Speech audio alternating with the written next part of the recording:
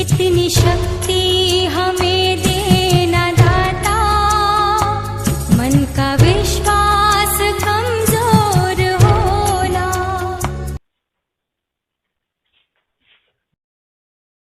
मैं हूं सौरभ और हम लोग क्लास 8 के लिए पढ़ने वाले हैं आज, ठीक ना।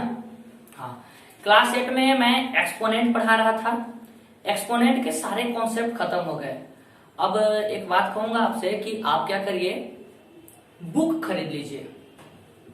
एटलीस्ट 1 बुक तो आप खरीद सकते हैं। अभी एक बुक जिसकी पढ़ाई हो रही है, आपको मैथ का बुक खरीद लीजिए। और कुछ क्वेश्चंस बाकी रह गए हैं जो मुझे लग रहा है कि सो इजी है, जितना कॉन्सेप्ट बताया गया है उसमें से बन जाएगा, है ना। तो अगर उसके बाद भी आपको प्रॉब्लम होता है, नहीं बनता है, तो आप हमें मैसेज कर दीजिए। आप जिस ग्रुप में जुड़े हुए हैं उसमें मैसेज कर दीजिए, हो जाएगा, ठीक है। कोई भी एक्सपोनेंट से संबंधित प्रॉब्लम अभी बाकी रह गया है तो आप हमें कॉल या मैसेज कर सकते हैं, ठीक है। आज हम पढ़ते हैं चैप्टर नंबर 1। हमने छोड़ दिया था रेशनल नंबर है। बिकॉज इसलिए छोड़ा था क्योंकि मेरे दिमाग में था कि हम अलजेब्रा शुरू करते हैं और अलजेब्रा का दिमाग में लेकर आए कि अलजेब्रा पढ़ाएंगे। तो अलजेब्रा का जो सबसे शुरुआती पॉइंट होता है वो होता है एक्सपोनेंट। अलजेब्रा पढ़ने के लिए आपको एक्सपोनेंट आना चाहिए, ठीक है। इसीलिए मैंने एक्सपोनेंट चालू किया था। मगर सोचा कि चलो अब फर्स्ट चैप्टर पढ़ाई देते हैं, कुछ ज्यादा है नहीं। आप पढ़े हुए 7th में अगर आप फ्रैक्शन अच्छे से पढ़े हुए हैं तो रेशनल नंबर में कहीं भी दिक्कत नहीं होने वाला, क्लियर। चलिए, तो आज हम लोग जो पढ़ने वाले हैं वो है रेशनल नंबर। रेशनल नंबर होता क्या है, सबसे पहली बात तो आप फ्रैक्शन पढ़े क्लास 7th में।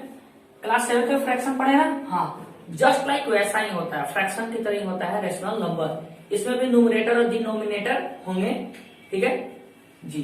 चलिए, तो बोल रहा है कि the numbers of the form a by B, कैसा फॉर्मेट रहना चाहिए, a बाई बी के फॉर्म में रहना चाहिए, where a and b are integers.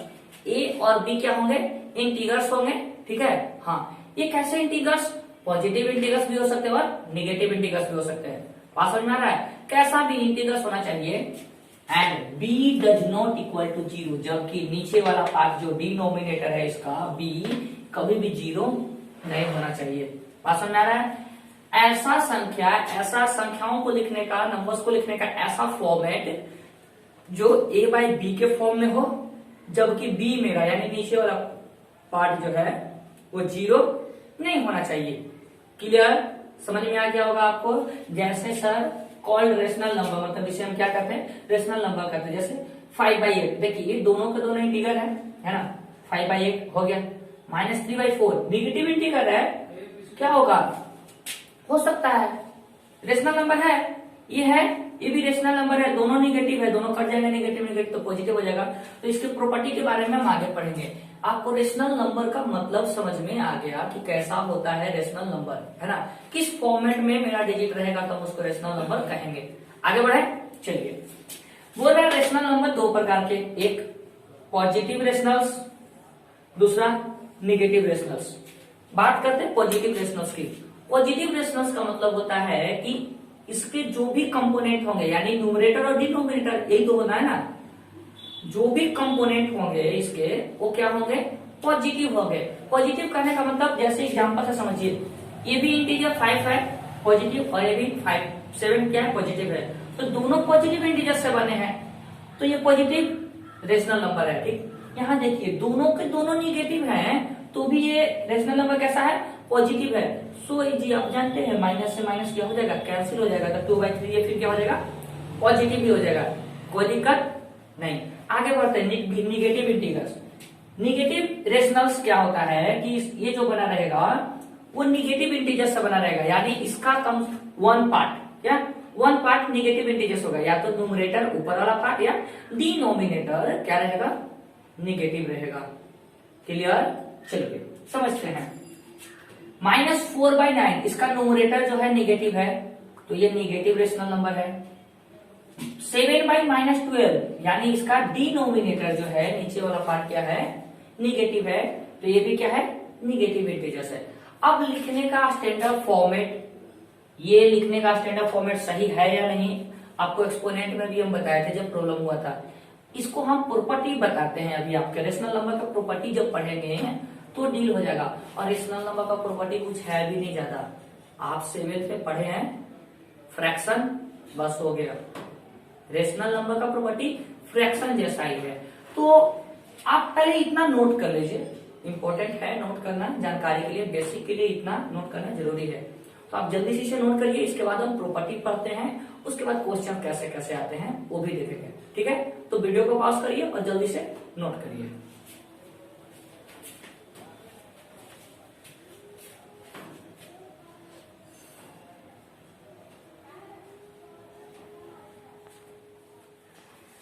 तो आप उतनी दूर तक नोट कर चुके होंगे, ठीक है। आगे हम पढ़ते हैं प्रॉपर्टीज ऑफ रेशनल नंबर, यानी रेशनल नंबर के क्या प्रॉपर्टीज होते हैं। रेशनल नंबर का प्रॉपर्टी आपको पहले ही बता चुके हैं, जो फ्रैक्शन का प्रॉपर्टी होता है वही रेशनल नंबर का प्रॉपर्टी होता है, क्लियर। चलिए पहला प्रॉपर्टी क्या कह रहा है कि if A and B is rational number, A और बी क्या है, ए बाई बी एक रेशनल नंबर है, and M is a non zero integer.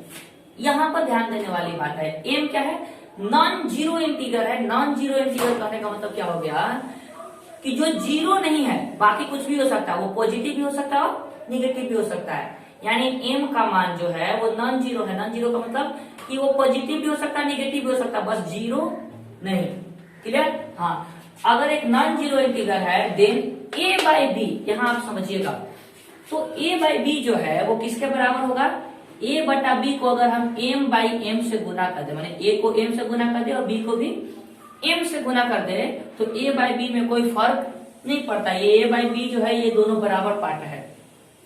Fraction में पढ़े होंगे आप कि फ्रैक्शन का न्यूमरेटर डिनोमिनेटर में सेम संख्या से गुना कर दे तो कोई चेंजिंग नहीं होता है। तो वही चीज है इसमें भी, सेम संख्या से ऊपर नीचे दोनों में हम गुना कर दिए तो कोई चेंजिंग नहीं होगा। जैसे समझ लेते हैं -3/4 एक रेशनल नंबर हो सकता है, निगेटिव रेशनल है ना। हाँ, तो -3/4 को हम क्या कर सकते हैं, -3/4 ऐसे लिख सकते हैं और ऊपर नीचे दोनों समान संख्या से गुना, तो 2 से मान लीजिए कि हम गुना कर देते हैं। एम का मान 2 ले लिए, है ना, जीरो नहीं रहना चाहिए, बस -2 + 2 दोनों को ले सकते हैं हम। गुना में कितना आ जाएगा सर, -6/4, यानी -6/4 और -8, यानी -6/8 और -3/4 ये दोनों क्या है, इक्वल ही है, कोई फर्क नहीं पड़ता है। यानी कि रेशनल नंबर है तो उसके ऊपर नीचे आप किसी भी संख्या से गुना कर सकते हैं, दोनों संख्याएं बराबर होना चाहिए, चाहे वो संख्या निगेटिव हो चाहे पॉजिटिव हो, कोई फर्क नहीं पड़ता है, क्लियर। आगे पढ़ते हैं। वैसे ही दूसरा प्रॉपर्टी क्या है कि ए बाई बी एक रेशनल नंबर है और एम एक नॉन जीरो है, तो क्या कर सकते हैं आप, ए बाई बी को, ए को भी एम से और बी को भी एम से, यानी दोनों बराबर संख्याओं से भाग अगर आप दे दें तो भी कोई फर्क नहीं पड़ेगा, समझ में आ रहा है। यानी ये ए बाई बी का ए बाई बी रहेगा। अगर ए बाई बी में आप डिवाइड कर रहे हैं एम से और बी को भी डिवाइड कर रहे हैं एम से, तो भी कोई फर्क नहीं पड़ेगा। जैसे यहाँ देखिए -32/40 है, क्या करेंगे हम, -32/40 इसको डिवाइड करते हैं हम 8 से, इसको भी डिवाइड करते हैं 8 से, क्या आएगा जी, 8 4 जा तो -4 डिवाइडेड बाय 5। आप देख पा रहे हैं ये जो संख्या आया और ये जो संख्या है ये दोनों इक्वल है, कोई अंतर नहीं है दोनों में, समझ आ रहा है। ये सिंपलेस्ट फॉर्म का फ्रैक्शन हो गया, ये सिंपलेस्ट फॉर्म का नहीं था, मल्टीप्लायर फॉर्म में था, है ना। हाँ, ये सिंपलेस्ट फॉर्म का है। यानी आप अगर दोनों संख्याओं में ऊपर नीचे न्यूमरेटर डिनोमिनेटर में अगर एक ही संख्या से भाग दे देते हैं तो कोई फर्क नहीं पड़ता है। ये दो प्रॉपर्टी थे इसके जो आप रेशनल नंबर के हैं, पढ़ लिए, समझ में आ गया होगा आपको। दोनों प्रॉपर्टी आप नोट करिए, इसके बाद हम इसका स्टैंडर्ड फॉर्म पढ़ेंगे, ठीक ना।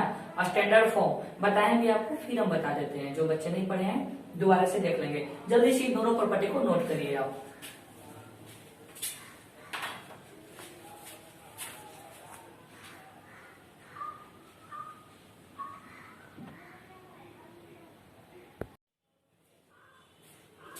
चलिए, तो एक और प्रॉपर्टी है, इसे भी देख लेते हैं। एक और प्रॉपर्टी क्या है, बोल रहा है कि अगर ए बाई बी एक रेशनल नंबर है और सी बाई डी भी क्या है, रेशनल नंबर है, और दोनों इक्वल हो, क्या हो, इक्वल, a/b इक्वल c/d अगर दिया हुआ है तो इन दोनों का क्रॉस मल्टीप्लीकेशन करेंगे, माने a को d के साथ तो a गुने d और b को c के साथ तो b इंटू c आएगा ना। हाँ, तो ये दोनों भी क्या होंगे, इक्वल होंगे। सो इजी है, फ्रैक्शन में तो बहुत अच्छे से पढ़े होंगे, ठीक है। हाँ, अब क्या है, ये सब कुछ जानते हैं कि अगर ऐसा बराबर में रहेगा तो क्या करते हैं, हम क्रॉस मल्टीप्लीकेशन कर देते हैं। जैसे सर समझते हैं, ये देखिए -5/4 जो है -10/8 के बराबर है, तो इन दोनों का मल्टीप्लीकेशन करके देखते हैं,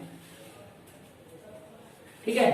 तो -5 का 8 के साथ तो -5 इंटू 8 और 4 का -10 के साथ तो 4 इंटू -10 क्या आएगा सर, क्या बराबर होता है, तो चेक कर लेते हैं क्या आता है। इन दोनों को करोगे तो -40 और इन दोनों को करेंगे तो -40 बराबर आ गया ना। हाँ, तो दोनों क्या होते हैं, बराबर होते हैं। इसका यूज क्या है सर, उपयोग क्या है, तो यूज है ऐसे कोई संख्या दे देगा, इसका कोई एक टर्म नहीं दिया है, सी का मान नहीं दिया है, डी का मान दे देगा, है ना।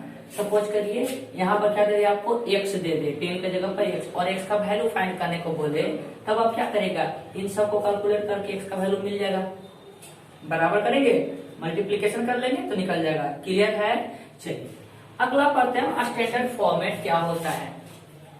रेशनल नंबर या फ्रैक्शन का स्टैंडर्ड फॉर्मेट क्या होता है, कहता है कि कोई भी रेशनल नंबर अगर आप लिख रहे हैं, कोई भी रेशनल नंबर अगर आप लिख रहे हैं तो उसका डिनोमिनेटर यानी नीचे वाला पार्ट निगेटिव नहीं होना चाहिए, निगेटिव नहीं होना चाहिए। जैसे कोई चीज लिखा हुआ है, आप मान लीजिए किसी रेशनल नंबर को सोल्व किए मल्टीप्लीकेशन वगैरह करके, और आगे आपको एग्जांपल से समझते हैं, आपको आ गया 5/-8 हो सकता है ना, हाँ आ सकता है, तो 5/-8 आ गया सर।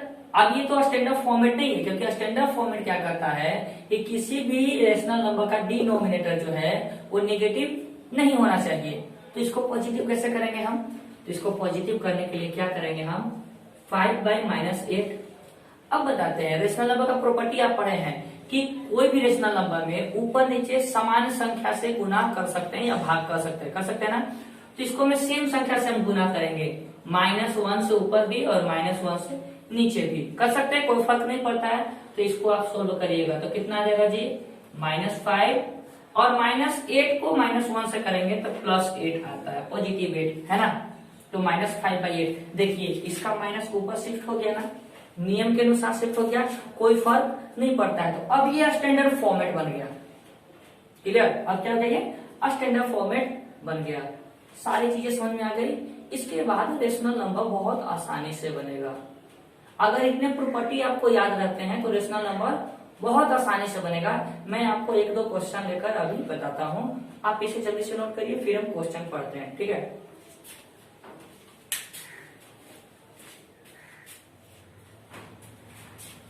चलिए तो क्वेश्चंस देखते हैं, तो आपको समझ में आएगा कि क्वेश्चंस कैसे देते हैं और उनमें जो भी नियम हम पढ़े रेशनल नंबर का वो यूज कैसे होता है ना। चलिए क्वेश्चन क्या कर रहा है कि express -3/5 as a rational number with denominator 20। 3/5 को यानी -3/5 को आपको एक रेशनल नंबर बनाना है। तो -3/5 एक रेशनल नंबर तो है, लेकिन इसका डिनोमिनेटर क्या खोज रहा है, 20 खोज रहा है। कितना खोज रहा है, 20। तो 20 करने कैसे करेंगे, इसका डिनोमिनेटर तो 5 है सर, 20 कैसे होगा, तो सिंपल है। आप बताइए, इसको 20 करने के लिए क्या कर सकते हैं हम, 4 से गुना कर सकते हैं 5 में, तभी ना। तो नीचे वाले में अगर आप 4 से गुना किए हैं तो नियम क्या करता है रेशनल नंबर का कि ऊपर भी 4 से गुना करना पड़ेगा, है ना। तो ऊपर भी 4 से गुना कर दिए, कितना हो गया सर, -12/20। क्लियर, बन गया। इसका आंसर क्या हो जाएगा, -12/20 हो जाएगा। क्यों, बोल रहा था कि इस -3/5 को एक रेशनल नंबर बनाइए जिसका डिनोमिनेटर क्या हो, 20 हो। तो देखिए ये एक बन गया रेशनल नंबर जिसका डिनोमिनेटर क्या है, 20 है ना। तो एकदम सो इजी है, मतलब ठीक है। अभी आपको ये समझ में आ गया होगा, क्लियर है, ठीक है। अब आप इसे पॉज करके नोट कर लीजिएगा, फिर हम आपको इस पर क्वेश्चन देते हैं, ठीक है। जल्दी से वीडियो को पॉज करिए और नोट करिए इसे।